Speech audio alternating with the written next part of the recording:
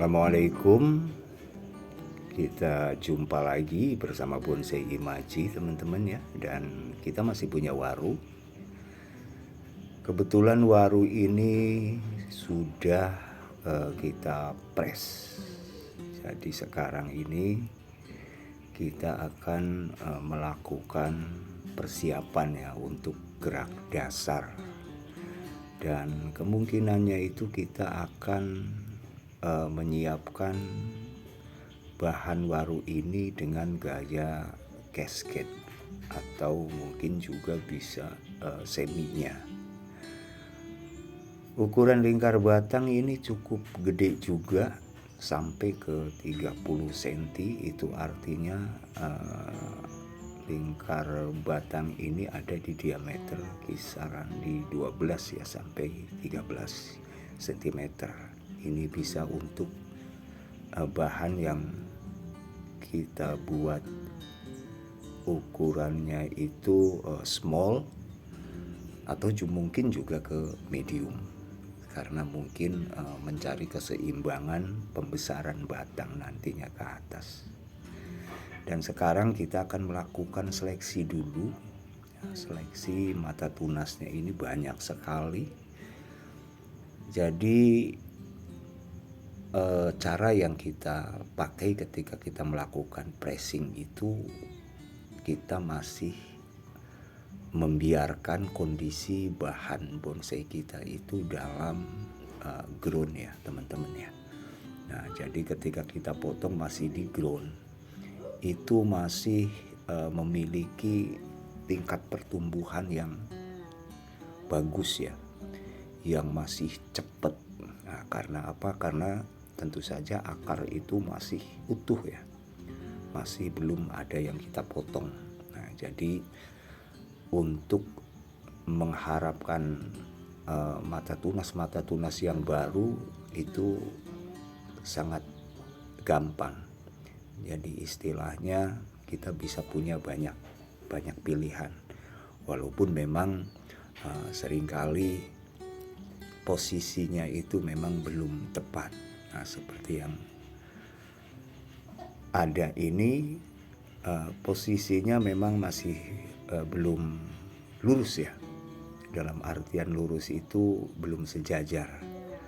Walaupun sebelum sejajar, karena waru itu biasanya di bagian pangkal tunasnya itu akan tumbuh lagi teman-teman. Jadi kita bisa melakukan penyeleksiannya sekarang, kita eksekusi yang kita pilih, dan kita akan menunggu pergeseran gerak, dimana biasanya dari mata tunas itu juga akan tumbuh cabang-cabang yang baru.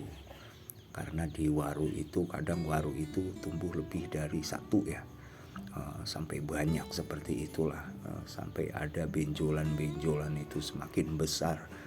Dan biasanya di benjolan-benjolan itu juga akan keluar tunas-tunas baru lagi.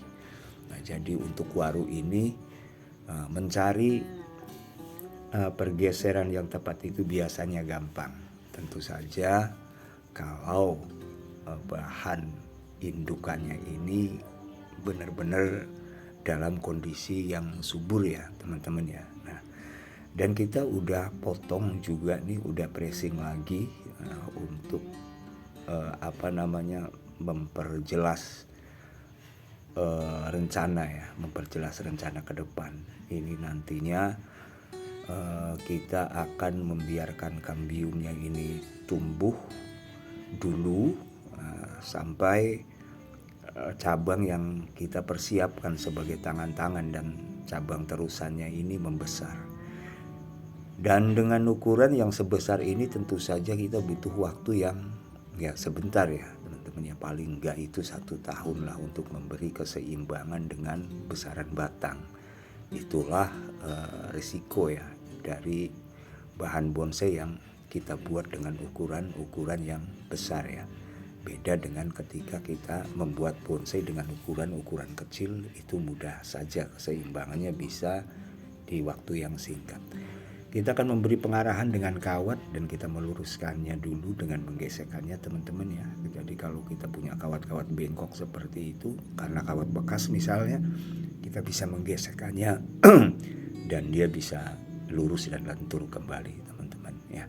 Nah, kita akan melakukan pengawatan sebagai cara untuk mengarahkan, itu yang pertama.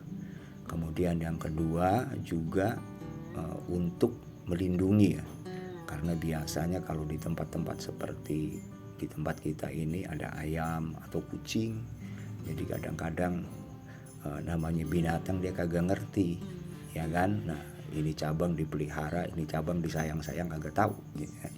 Nah jadi kadang-kadang udah main tabrak aja bisa patah gitulah. Nah jadi kalau ada kawatnya kemungkinan itu bisa kita minimalisir.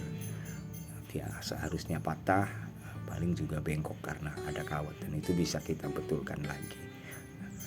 Nah, jadi pengarahan untuk sekarang ini sementara hanya kita arahkan untuk pengamanan. Nah, jadi kalau nanti memang sudah ada pembesaran bisa terbaca ya kemana arahnya akan kita tuju, karena biasanya di pengawatan ini sebenarnya kalau kita menginginkan karakter batang yang bagus, biasanya kita akan melakukan pengarahan itu fokusnya itu di bagian pangkal ya teman-teman ya. Nah, jadi bagian pangkal itulah fokus kita. Nah, karena ke ujungnya itu hanya untuk pembesaran. Artinya nanti ketika pembesarannya sudah cukup, bagian pangkalnya itulah yang akan kita pakai dengan cut ya, dengan sistem cut and grow-nya itu. Nah, karena kalau kita pelihara semuanya nantinya nggak bagus juga, karakternya kurang bagus. Artinya karakternya nanti kalah sama yang lain gitu kan. Apalagi nanti kalau bonsai kita itu untuk kompetisi. Nah, jadi biasanya karakter dari cut and grow itu lebih mendominasi untuk menjadi pilihan ya, sebagai perbandingan yang lebih baik dari yang lain. Nah, jadi kurang lebih seperti itu teman-teman ya aktivitas kita hari ini. Kita cukup untuk memberikan persiapan untuk gerak dasar sebuah bahan bonsai yang kita targetkan dengan gaya cascade. Semoga bermanfaat, semoga menginspirasi juga pastinya. Terima kasih sudah menyimak, terima kasih sudah mendukung Bonsai Imaji. Salam satu hobi, salam sehat dan sejahtera selalu buat semua sahabat kreator dimanapun berada. Bersama Bonsai Imaji kita berkarya dan berimajinasi. Assalamualaikum warahmatullahi wabarakatuh.